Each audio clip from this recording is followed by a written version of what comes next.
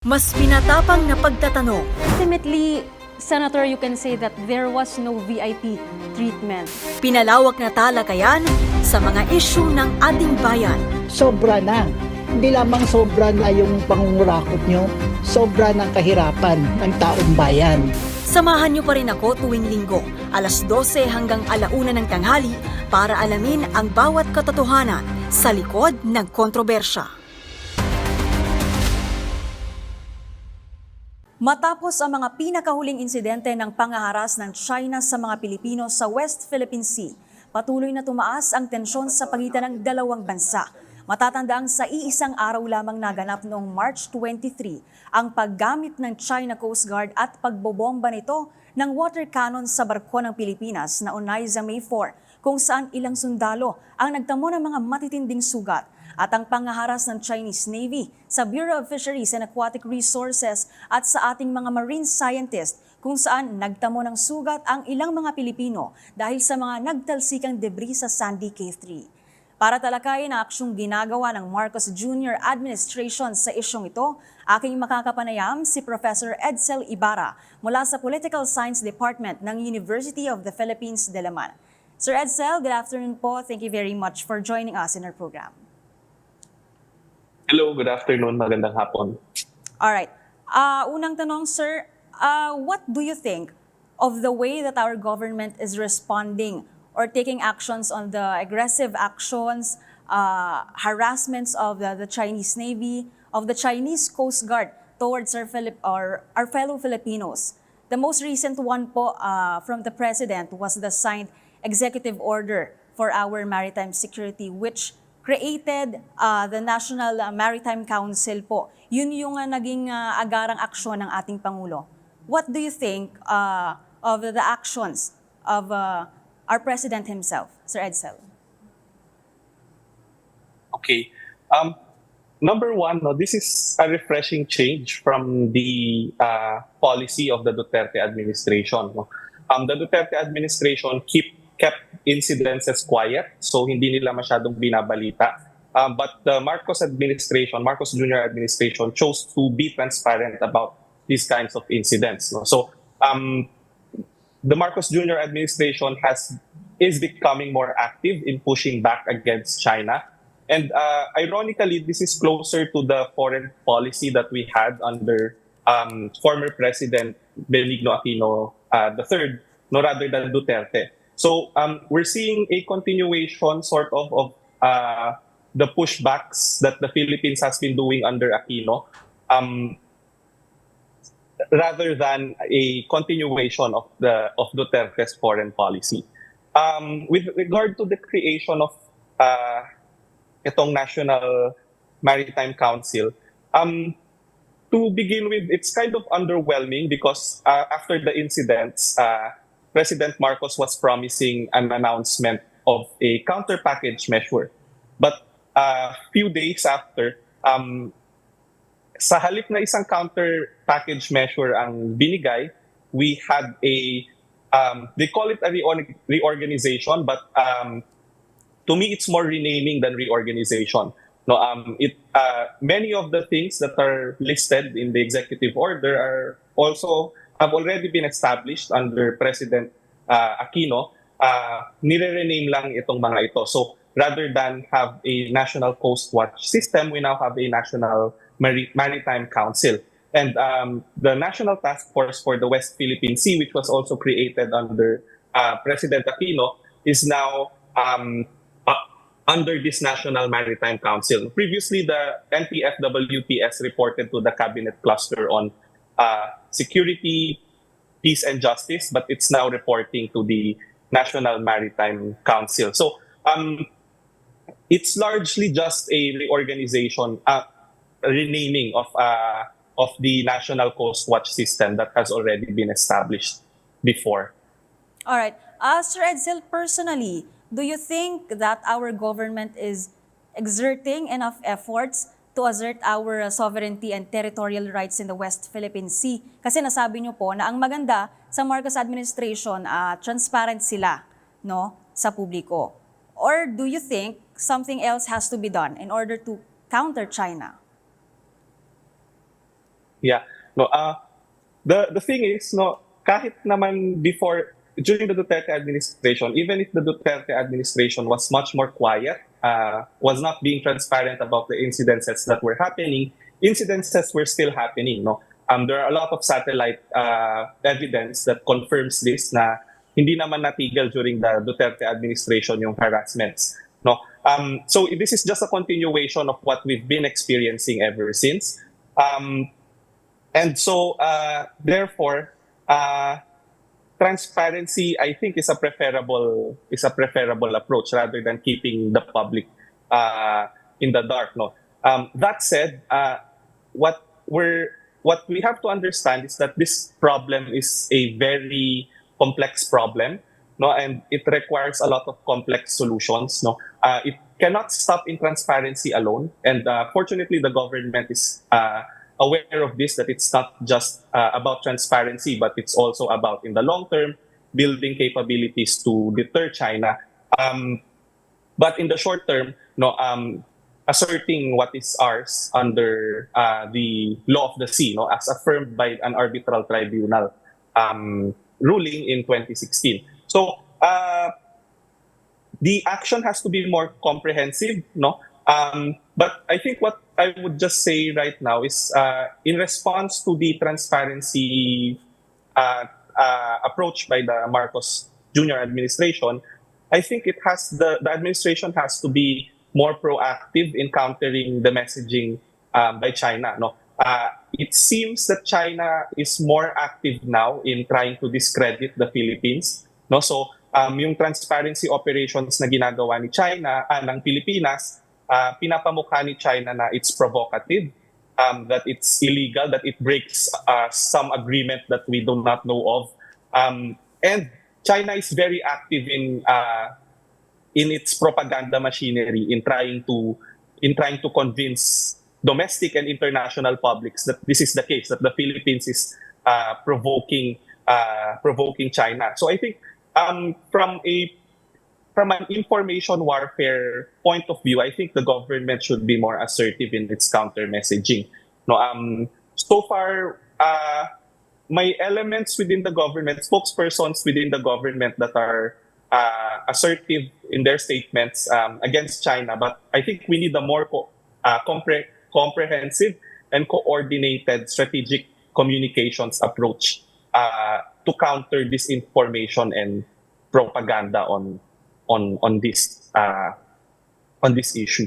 Mhm.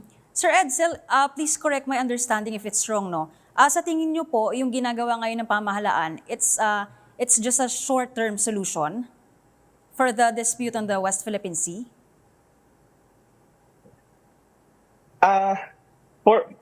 For the short term, it's what it is doing, no. But I don't think the government is being short-sighted about this, no. Ang nakikita lang nating aspekto ng ginagawa ng pamahalaan ay itong transparency initiative, no. And the very publicly supplied missions to Second Thomas Shoal. But for the longest time, no, the Philippines has been more or less consistent in its long-term strategy.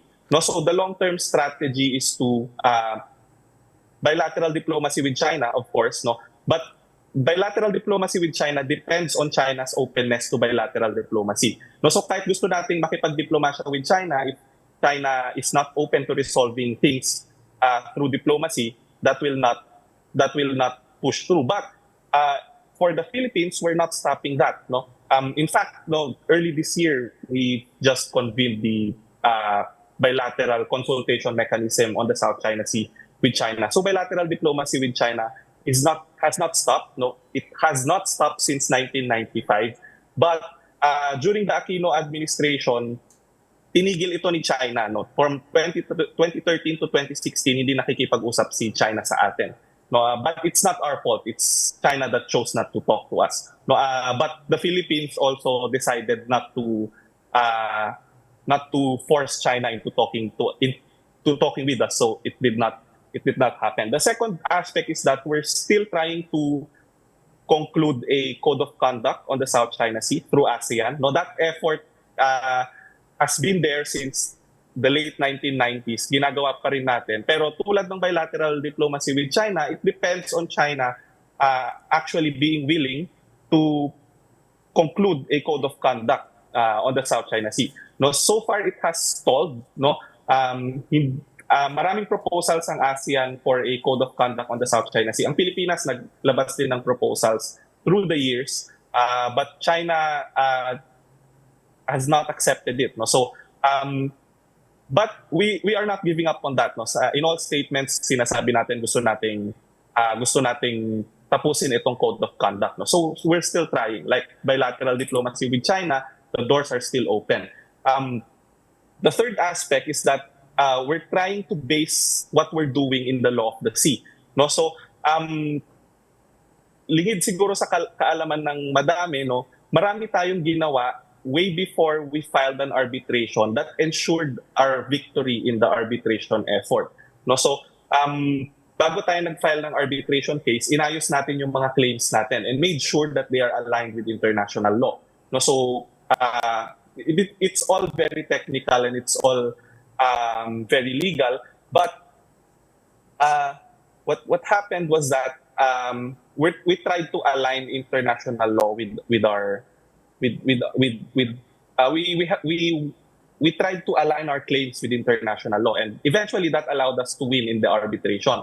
No, early in the Marcos Jr. administration, there have been talks that they might want to bring China to court again.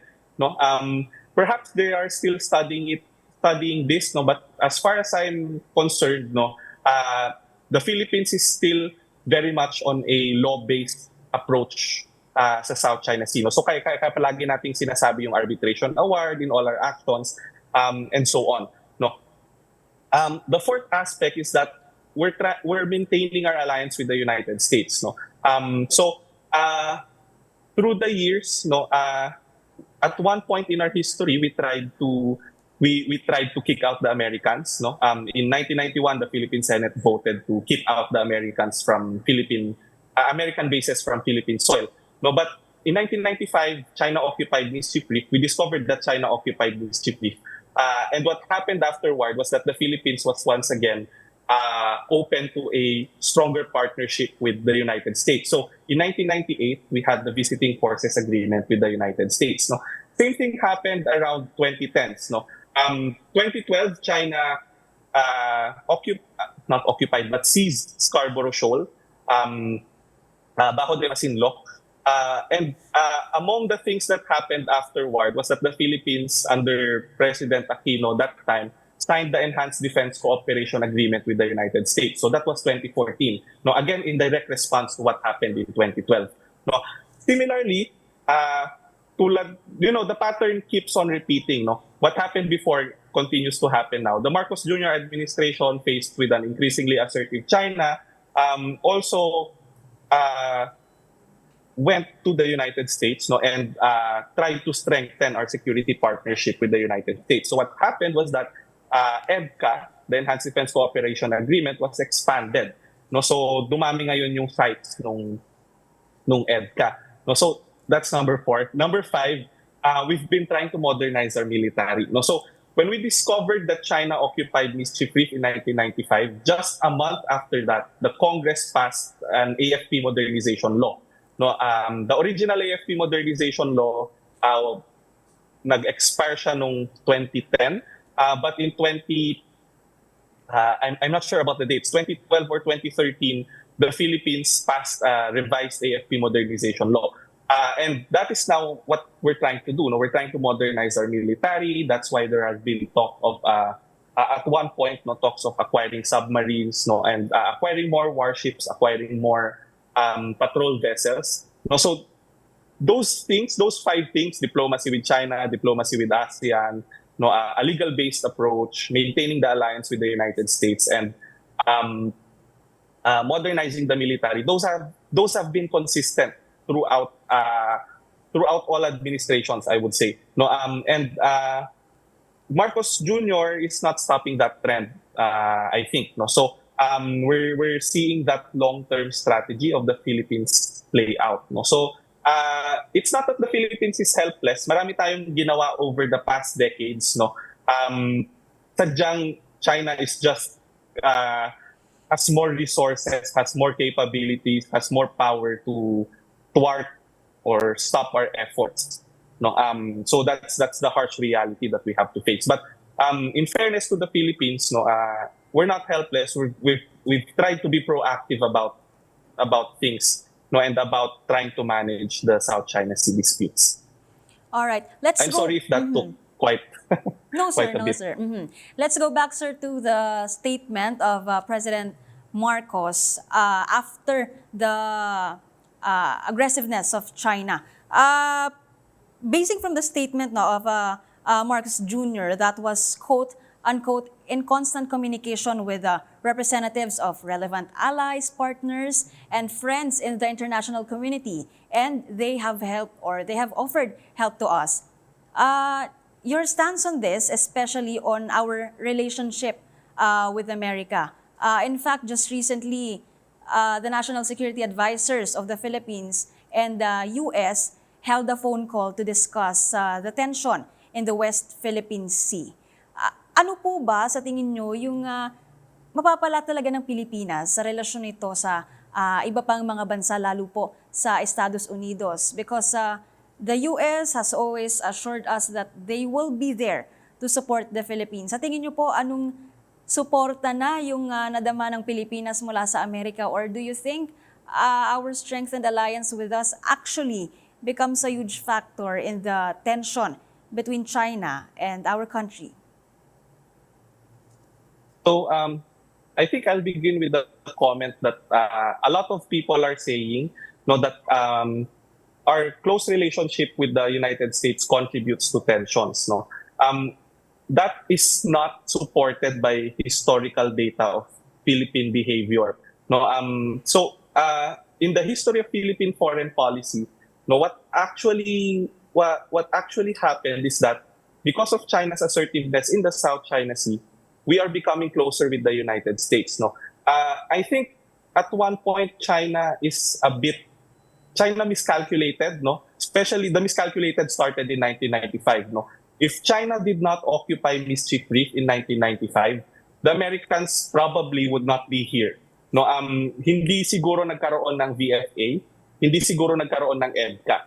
No, but if you look at the history of why these agreements were negotiated with America, in the first place, kung bakit tayo nagkaroon ng Visiting Forces Agreement, kung bakit tayo nagkaroon ng Enhanced Defense Cooperation Agreement, they were preceded by aggressive actions of China. No, the VFA was preceded by the occupation of Mischief Reef, and the Enhanced Defense Cooperation Agreement was preceded by the seizure of Scarborough Shoal. No, so kung hindi nangyari yung dalawang incidents na to, I think it's fair to say that we wouldn't have been closer to the United States. So the closeness of our relationship with the United States, I think, is arises out of necessity. No, since we are not that militarily strong, no, we have to rely on an external power to provide security for us. No, that said, no, my personal view on this is that dapat short term lamang ito, or short or medium term. This could not be a long-term solution that we are going to rely forever on the United States and its allies to provide security for us. No, at some point we have to provide our own security, provide for our own security, and that's why the armed forces modernization is very important. No, you have to understand that our armed forces, for the longest time, was not designed for external threats. No, so kung titingnan natin ang budget ng AFP, palaging pinakamalaki ang army, and it's because it's for counterinsurgency, counterterrorism. Mahina ang Navy at Air Force pagdating sa budget historically. But that is changing precisely because if you want to defend your maritime territory, you have to have a strong Navy, you have to have a strong Air Force. No, and so rightly the government through the years has been investing in strengthening our Navy and Air Force, no, as well as our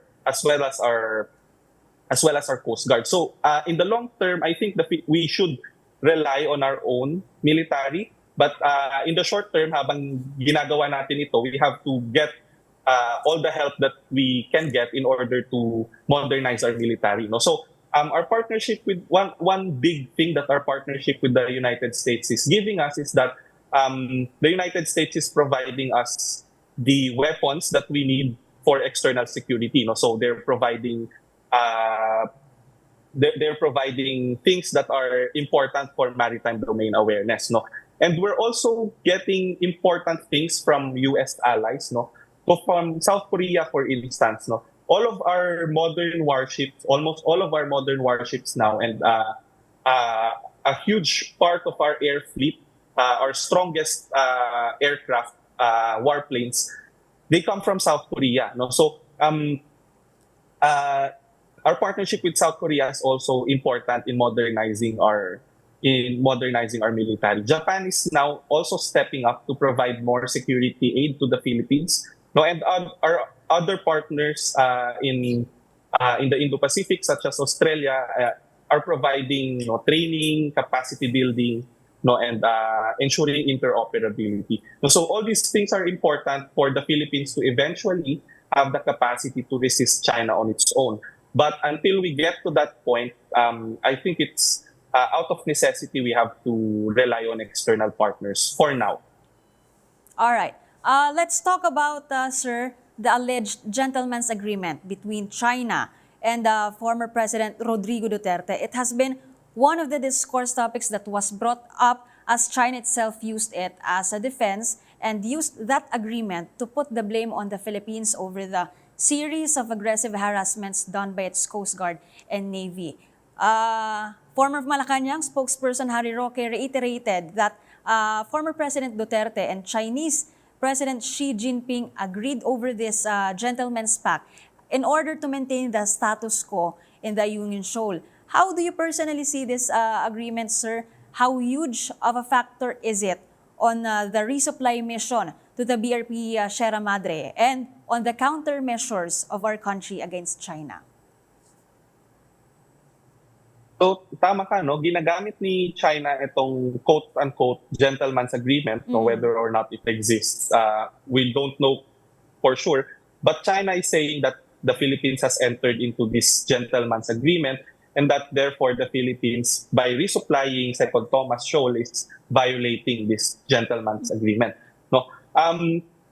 The fact of the matter, however, is that una kung gentleman's agreement lang siya, then how can we know if it's really true? No, for although Harry Roque is saying that there is such a thing, no, we can't verify it. No, and absent that, hindi natin alam kung meron ba talaga o hindi. No, hindi natin alam kung papaniwalaan ba natin yun o hindi. In any case, no, kung meron man yung agreement na yan, no, probably wala. Pero kung meron man yung agreement na yan, the fact is still international law says that no country can claim Second Thomas Shoal. And international law says that Second Thomas Shoal is part of the Philippine continental shelf. No, so Pilipinas lang ang may jurisdiction sa Second Thomas Shoal. No, at kahit anong gentleman's agreement pa yung gawin natin, no, international law is above it all. No, and international law says that very clearly, sinabi nung sa ruling ng arbitration noong 2016 that the Second Thomas Shoal is part of the Philippine continental shelf. No, so I think baka itong discussion on gentleman's agreement, this is a distraction. No, what is more important is that China's actual formal agreement nung ni-ratify niya yung United Nations Convention on the Law of the Sea, that it will abide with the law of the sea. No, tanungin natin kung bakit yun yung hindi sinusunod ni China. No, yung UN Convention on the Law of the Sea. Kasi may pirma siya doon, may ebidensya tayo na pumirma siya doon at na nag-agree siya doon.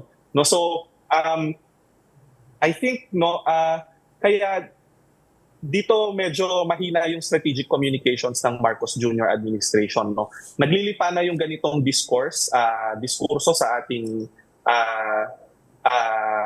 sa publiko ngayon, no, and creates confusion. No, ano ba talaga yung nangyari? No, but the fact of the matter is that it doesn't matter if there's such a gentleman's agreement, because the point is, no, China has no right to be there. No, it's settled law. No, as far as the Philippines is as far as the Philippines is concerned. No, and secondly, no, why are we concerning ourselves with the gentleman's agreement when we have China's signature that it will abide by the United Nations Convention on the Law of the Sea? So we should pressure China to comply with the UN Convention on the Law of the Sea rather than talking about this gentleman's agreement, whether or not it exists, so and so on. I think it's a distraction. All right, let's continue our discussion about BRP Sierra Madre. Obviously, it is almost in its worst case already. It's rusting, it's almost crumbling. When you look at it, you can see it's in its worst case already. And the Navy said anytime it will collapse. Sir, what are we doing to ensure safety? What do you think? Ano po sa tingin niyo yung ginagawa ng AFP to ensure the safety of the Filipinos, to ensure the safety of the soldiers stationed in the Second World War ship? Yeah, you're correct. No, nakikita naman sa larawan na this is not how a military outpost should look like. No, and actually this baffles me. Why is China so threatened by a rusting old ship? No, kung titingnan natin, walang-wala yan dun sa mga ginawa ni China na artificial island sa West Philippine Sea. No, tingnan nyo na lang yung malapit lang sa yung malapit lang sa Second Thomas Shoal na Mischief Reef. No, meron siyang runways, meron siyang anti-missile systems, meron siyang coastal defense systems. No, wala ni isa sa mga yun yung BRP Sierra Madre. No, so why is China so threatened? Why is China so threatened by it? No, so yung anger niya is so disproportional to what this creature can actually do. No, it cannot do much harm. No, in contrast, China's artificial islands in the South China Sea are de facto military bases. No, China can run military operations there if it wants. No, kaya nga kaya niya ring magpatrol sa Second Thomas Shoal at kaya niyang mangharas ng mga barkong papunta ng Second Thomas Shoal is precisely because it has turned Mischief Reef na malapit lang sa Second Thomas Shoal into a military base. No, so kung meron mang Chinese ship na gustong magharas ng Philippine ship na papunta sa Second Thomas Shoal, no, pwede silang mag-resupply at manggaling sa Mischief Reef kasi malapit lang. No, kaya din ng Mischief Reef na mag-host ng maraming mga barko, kaya niya magpalipad ng airplanes kung kailangan nila ng reconnaissance kung saan papunta ang Philippine forces. No, so it's really so disproportionate. No, kung titingnan natin yung capabilities ni China sa West Philippine Sea at saka yung capabilities natin, sobrang layo. Kaya it's baffling to me why China is so offended by the Philippines' action. No, and ang sinasabi ni China, no, China is trying to prevent the Philippines from sending construction materials sa BRP Sierra Madre. No, but what China labels as construction materials, no, those materials are needed to provide shelter for our soldiers stationed there. No, nakita nyo naman yung itsura ng ship. No, it's not a conducive living environment. No, you really need to construct something. No, so kailangan mo ng construction materials to provide for proper sheltering there. No, and China for some reason cannot seems to be bothered by this. No, what we did not do, no, regretfully, was to prevent China from bringing construction materials to its occupied reefs in the South China Sea. And by us failing to do so, no, China has now transformed those artificial islands into de facto military bases. No, so kung hindi napigilan si China in constructing in Mischief Reef and many other features in the South China Sea, bakit niya pinipigilan yung Pilipinas na mag-construct? And it's not even a military construction operation. No? It's simply for humanitarian reasons. All right. In relation to this, sir, sinabi niyo po na hindi na conducive yung living environment ng BRP Sierra Madre. And our AFP has always said that they will continue their efforts to make sure of the safety of our soldiers stationed in the West Philippine Sea and the BRP Sierra Madre. Ang sinabi po ng AFP, the exact words of spokesperson Francel Padilla were, it's always the mission of AFP to look into the morale, welfare, comfort, and living conditions of our soldiers. But With the recent events, the safety of our soldiers was definitely jeopardized. Sa tingin niyo po, Sir Edcel, ano ba dapat yung extra efforts pa na sa tingin niyo ay dapat ginagawa po ng AFP? Mm-mm. No, well, this is a I think this is more a tactical question. So I'm not sure kung anong tactics yung pwede pang ma-employ ng AFP or ng Coast Guard in order to evade China from waterbombing our ships, no. Maraming mga proposals na sinabi ang iba-ibang mga tao, no. And one proposal was that we should ask the United States for escorts, no, sa pag-resupply, no. I don't know if that's wise, no, but certainly, no, at this point, no, we have to prevent China from harassing our ships, no. I don't know if it could be done by deception, no, or some kind of tactics para maiwasan yung ginagawa ni China, no. But certainly I do think that pwede naman sigurong tactically, no, ma-avoid yung ganitong situation, no. But the responsibility here again, no, does not really lie with the Philippines, no. Again, we only have limited capabilities, no. Our ships aren't even outfitted with water cannons as powerful as those on China's ships, no. So we can't even reciprocate at this point, no. So the responsibility really lies on China to stop this harassment, no. And the challenge for the government now is to convince China to stop such harassment, no. I don't know how China can be convinced, no. But one way that I think, this is my personal opinion, no, it can enter into some sort of a grand bargain with China, perhaps, no. Pwedeng sabihin ng Pilipinas na okay, hindi na namin i-expand yung EDCA, but in return you should not prevent us from resupplying in Second Thomas Shoal and as well as to our other outposts in the West Philippine Sea. So that's one way, I suppose, no. But the challenge really is to prevent China, no, rather than us defending ourselves, no. That the more important challenge is preventing China from harassing us in the first place. Let's talk about the National Maritime Council, which we kind of discussed a bit earlier, no. It replaced the old National Coast Watch Council, and it stated in the Executive Order number 57 that the council is tasked to ensure a unified, coordinated, and effective governance framework for the country's maritime security and domain awareness. And yung isang difference po, yung isang key difference ng dalawang council, which sinabi niyo po kanina parang more on renaming lang talaga ang nangyari. It's the inclusion of the National Security Advisor as the representative of the National Security Council, as well as yung Solicitor General and the National Intelligence Coordinating Agency. But Sir Edcel, how necessary was this renaming or reorganization of the old council? I mean, sa tingin niyo po, gaano ba talaga magkaiba, no, yung dalawang council?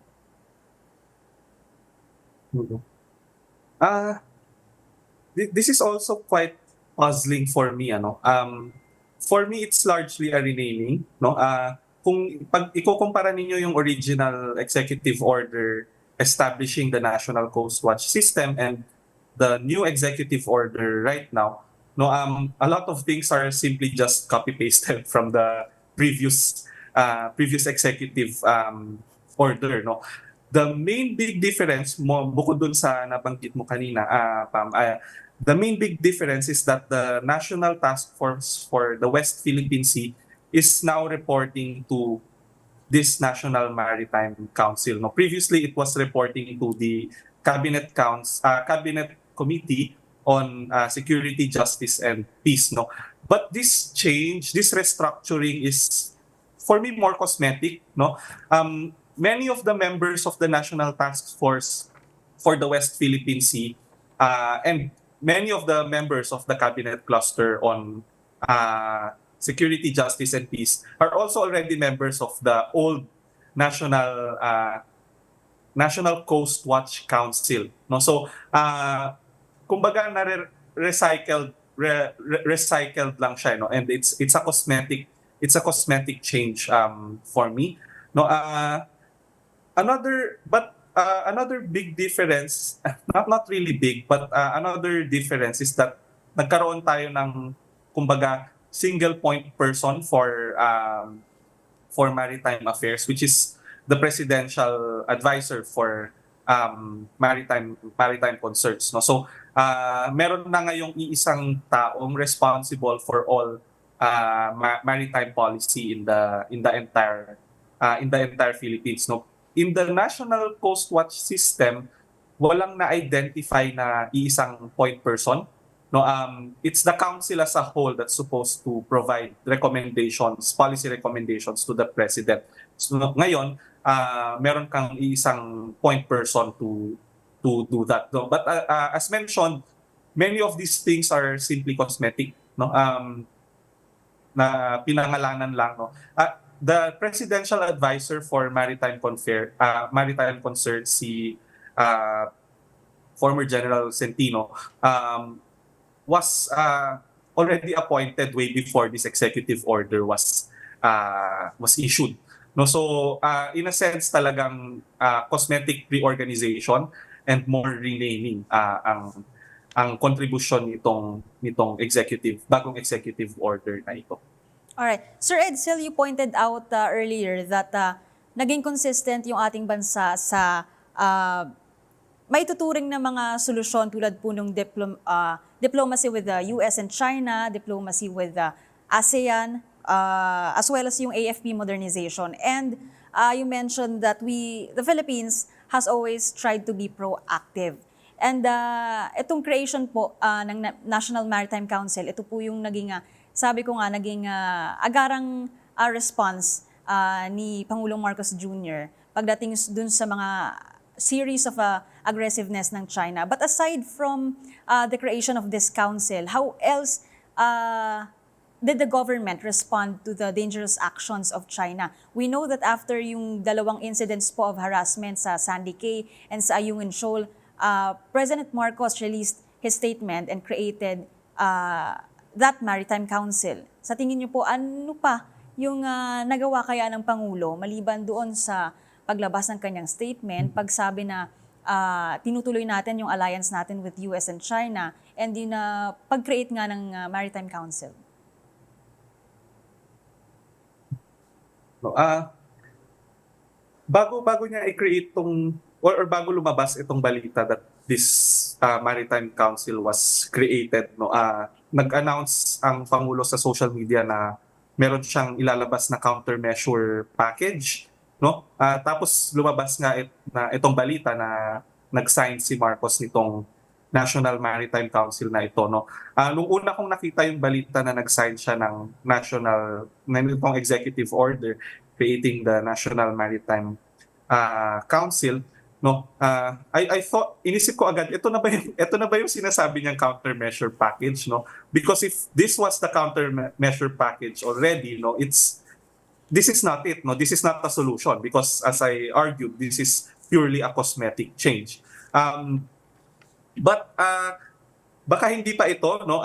Part of the duties of the old National Coast Watch system and now the new National Maritime Council is to propose policy recommendations on what the Philippines should do moving forward, no? So ngayong na-formalize na itong creation ng isang National Maritime Council, no, we're expecting that this council is going to put forward the real countermeasure package that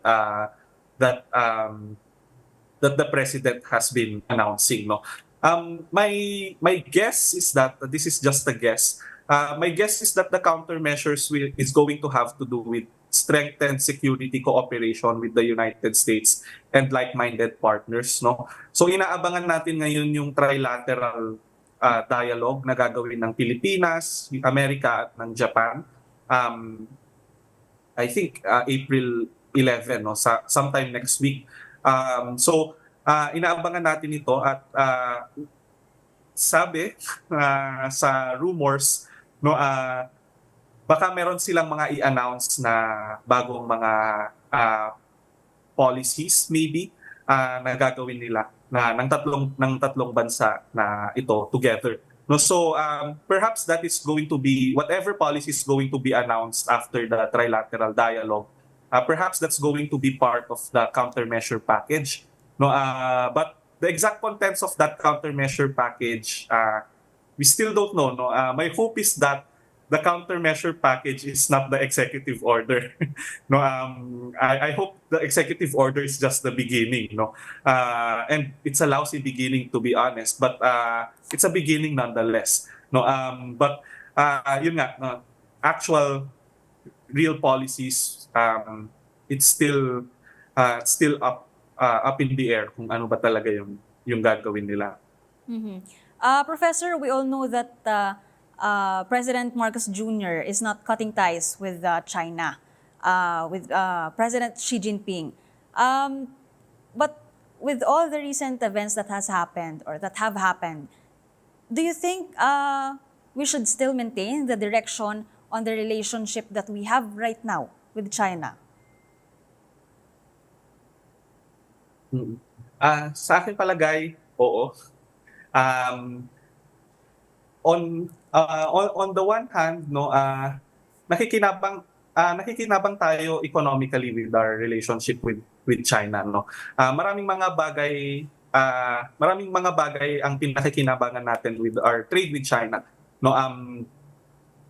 Some of them, no, are things that we get from online shopping, no. Many of them come from China, but our export market is also some of our export markets, especially sa agriculture, is China, no. So export market natin si China, no. So it's our economic relationship with China is still important, no. The key is kailangan nating i-compartmentalize or i-separate yung disputes, yung political concerns, political issues natin with China with economic concerns, no. During the Aquino administration, no, what happened was that we wanted to have that, no.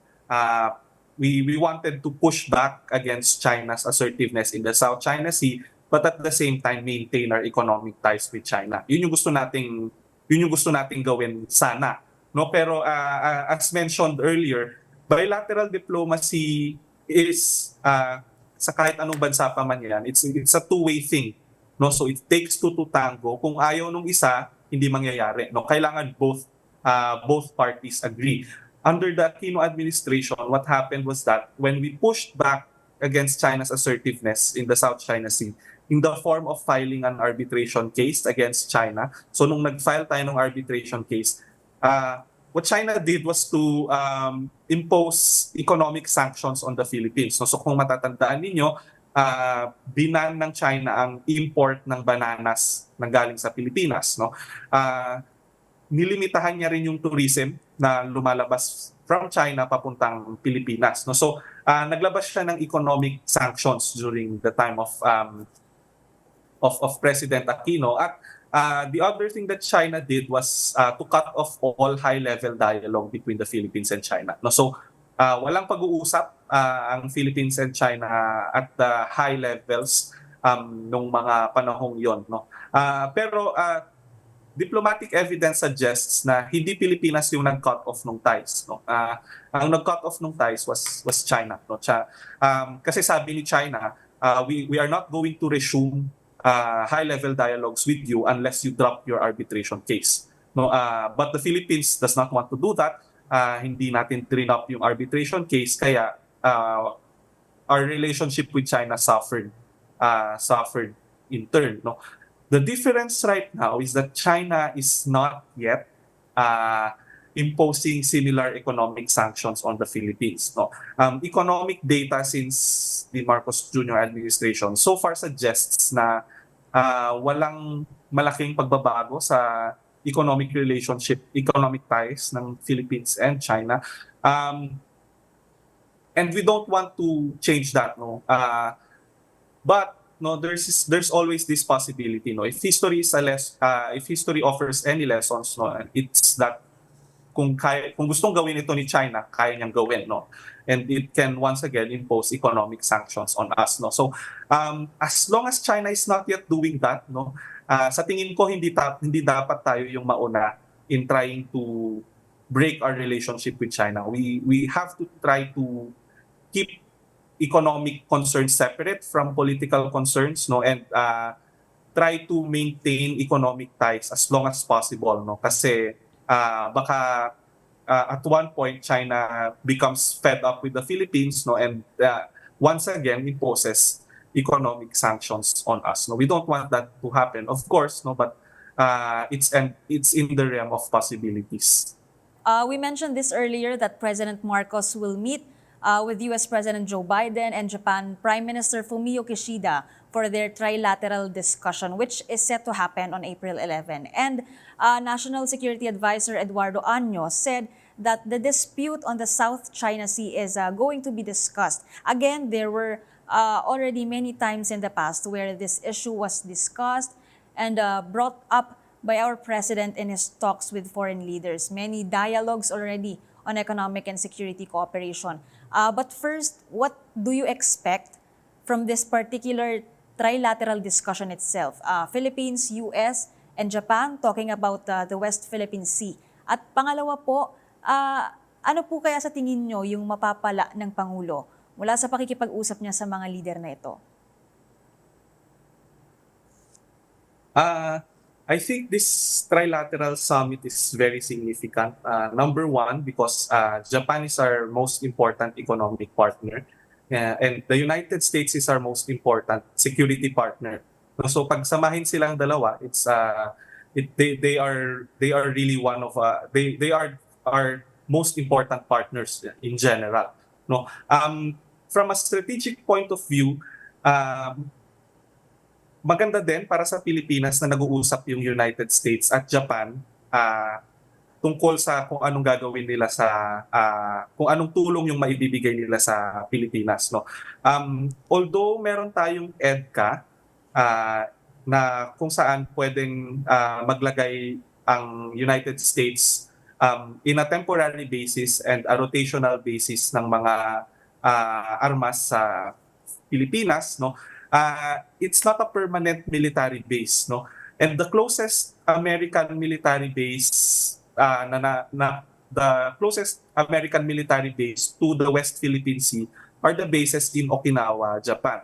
No, so we don't want it to happen, but in case something happens, no, and a military response from our allies is needed, no, it's probably going to come from the American bases in Okinawa. No, so it's good that there's going to be coordination between Japan, Philippines, and the United States in case a military operation is needed in the West Philippine Sea, because yun nga, the Okinawa base is the closest American base to us. No, so Japan is also in recent years stepping up its security cooperation with the Philippines, no. So for the longest time, si Japan was focused on economic cooperation with the Philippines. So nagbibigay siya ng economic aid, nag-i-invest siya sa Pilipinas, pero hindi niya pinapakialaman yung security matters for a long time, no. It has to do with their pacifist orientation, no, kasi ayaw na nilang maulit yung nangyari nung World War II. But under a previous administration in Japan, no, ni-reinterpret nila yung kanilang constitution, saying that security cooperation with other countries are now allowed, no. So because of that, no, Japan is becoming more proactive in the security domain as well. No, and in fact, the Philippines was one of the first recipients of Japan's official security assistance, no? So parang aid but on security matters, no? And we received the fruit of that assistance late last year, I think, no, in the form of radars, no, scattered around our archipelago. No, so nag-step up si Japan in terms of security in helping us secure ourselves, no. And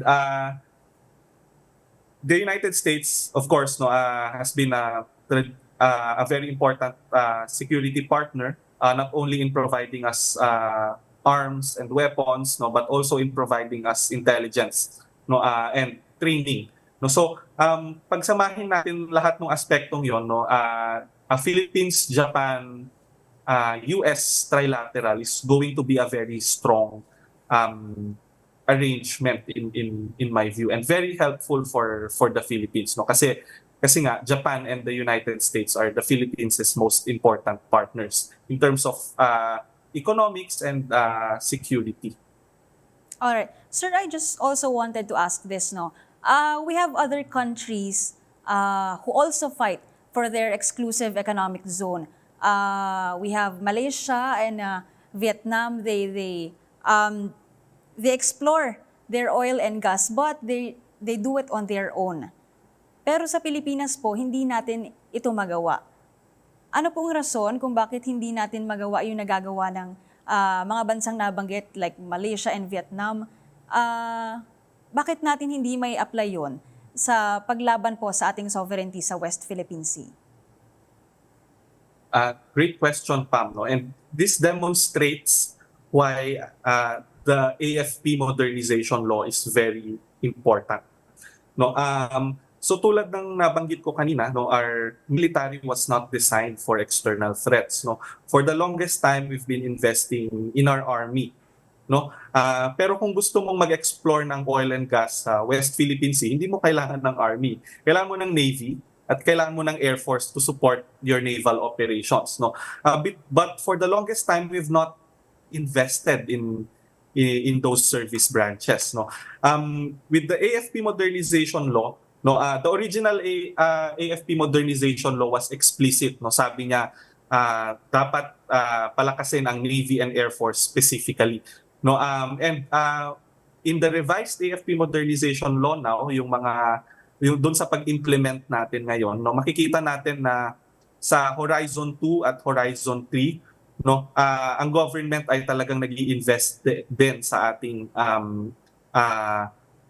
Air Force and Navy. No, we have to understand, no, kaya hindi natin magawa yung ginagawa ng Vietnam at ginagawa ng Malaysia is because we don't have similar naval and air capabilities as them. No, so actually what we're doing with the AFP modernization is simply to bring the Philippines on par with these countries. No, so talagang nalalayo kasi tayo sa when it comes to naval and air capabilities. No, mabuti nga ngayon marami na tayong dumadami na yung ating ships. No, but we have to recognize na many of the ships, pati yung mga Coast Guard ships na nakikita nating sumasama sa resupply missions, and Navy ships na nakikita nating sumasama sa resupply missions sa Second Thomas Shoal, those are new ships. No, they were acquired starting under President Aquino's term. No, bago lang yung mga ships natin. So ngayon lang tayo nagkakaroon ng maritime capabilities. No, and it is hoped na with this increase in capability in terms of our naval, maritime, and air capabilities, no, kaya na nating depensahan yung sarili natin. If we want to fish in our own exclusive economic zone, if we want to explore oil and gas in our exclusive economic zone, we can do it with a security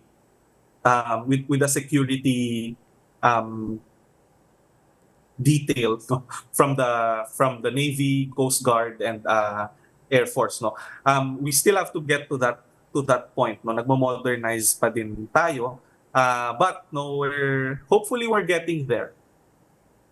All right. On that note, Professor Edcel, maraming salamat po. Thank you for being with us in the program. Maraming salamat. Thank you for inviting me.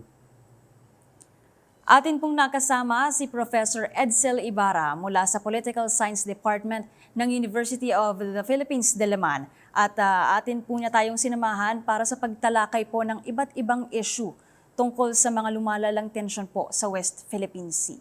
Sa susunod na linggo po, samahan niyo po muli kami para talakayin ang iba pang issue ng bayan at para alamin ang katotohanan sa likod ng kontrobersya.